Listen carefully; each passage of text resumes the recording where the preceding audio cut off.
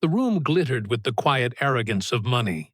Crystal glasses, slow jazz, and waiters who moved like ghosts in black and white. At table 7 sat 4 men who spoke too loudly, laughed too sharply, and treated their table as a stage. Among them was a man whose name appeared on skyscraper deeds and billboards. Tonight, he wanted an audience.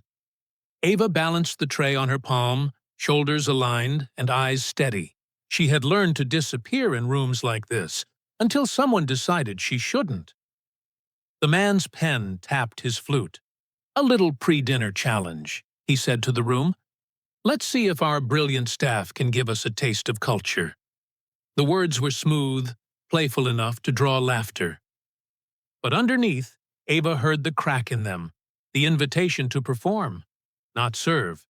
She felt dozens of eyes slide toward her, patrons, staff, and the head sommelier frozen mid-pour. Ava took a breath. She had handled harder moments. Conferences where she'd translated for diplomats, research defenses where she'd been the only woman of color in the hall. This was smaller, meaner, but oddly familiar. Her phone vibrated against her hip, a silent reminder to call her mother about medication. The alert blinked, unseen. She steadied the tray, set it down, and said quietly, "If we're doing this, sir, we'll do it properly." The table leaned forward. The challenge had changed ownership. Ava turned to the investors and asked, in crisp Mandarin, what vintage they preferred with duck. The words came out effortlessly, shaped by years of study and discipline. Forks paused mid-air. One investor replied in the same tongue, delighted. Ava's smile was small, measured, and professional. By the time she translated his answer back to English, the room had shifted. Admiration had replaced mock amusement. The man who'd begun the stunt cleared his throat and muttered, "Impressive." Ava nodded once, collected the tray, and walked away before the applause began. In her chest, the tremor that should have been humiliation settled into something else. Control. The kitchen swallowed sound like a cathedral of steam. Pans hissed, knives clattered, and the head chef barked orders. Ava leaned against the stainless counter, letting the heat and rhythm drown the adrenaline. "Everything okay out there?" asked Miguel, the sous chef. She nodded. "Just another night of experiments." He frowned but knew better than to ask. In fine dining, every staff member collected stories that never made it past the service door. Some were funny, some were not. Ava wiped her hands and looked at her reflection in the brushed metal. "Do you ever wonder why people like that need to test others?" Miguel shrugged. "Because power's a habit. Once they taste it, they need to prove it's still there." She smiled faintly. "Maybe." An order slip slid from the printer. Table 7 again. Of course. She carried their dishes out. Each step practiced, each breath counted. The man lifted his glass as she approached. "You took that well. Didn't expect fluency." "Service requires communication," Ava replied evenly. "It helps to speak the language of our guests." His smirk faltered. "You studied that somewhere?" "Doctorate," she said, setting the plates. "Linguistics," he blinked. "And you're working here?" "For now," she said. "It's honest work." The investors exchanged glances. One murmured, "Brilliant woman." Ava excused herself. Behind her, laughter tried to reclaim dominance, but it was thinner now.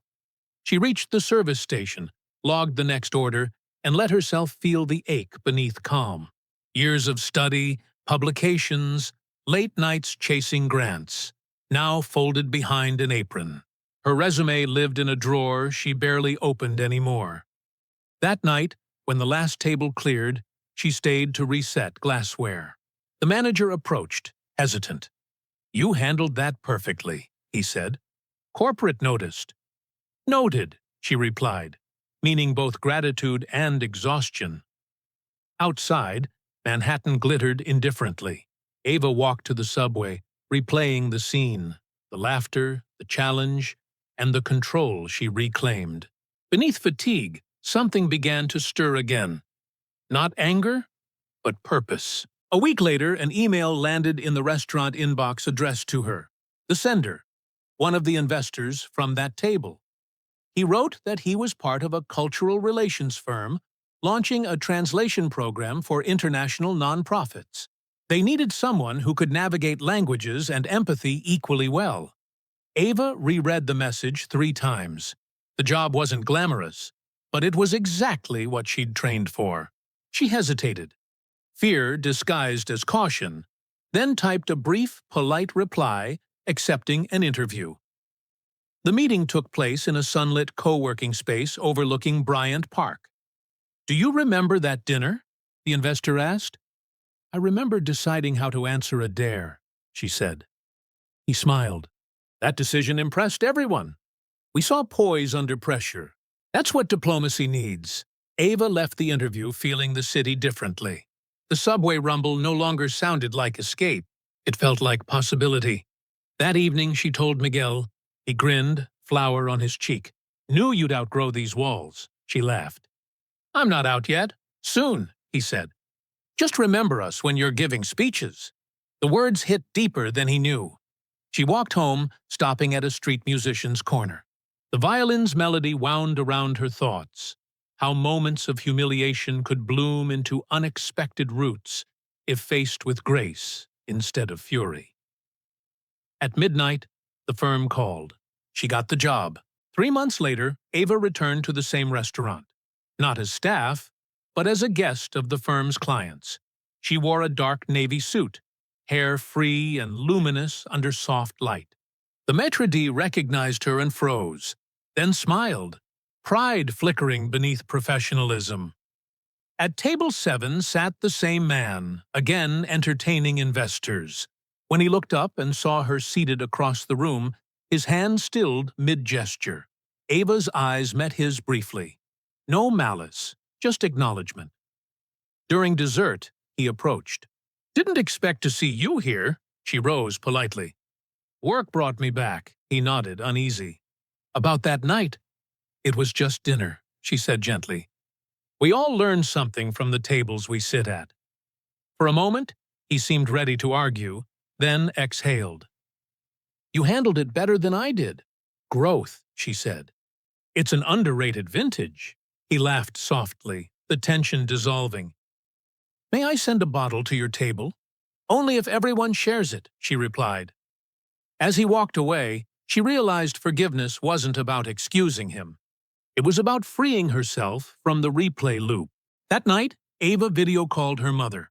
The older woman sat in a softly lit kitchen, pill bottles lined neatly behind her. "How was your day, baby?" "Long," Ava smiled. "But good. I think I found what all the wrong rooms were teaching me." Her mother chuckled. "Patience? Perspective." They talked about family, about the job's travel demands, about cooking. When the call ended, Ava sat by the window watching the city shimmer. She thought of the restaurant, the smell of truffle oil, the sting of words meant to reduce her. The exact second she refused to shrink.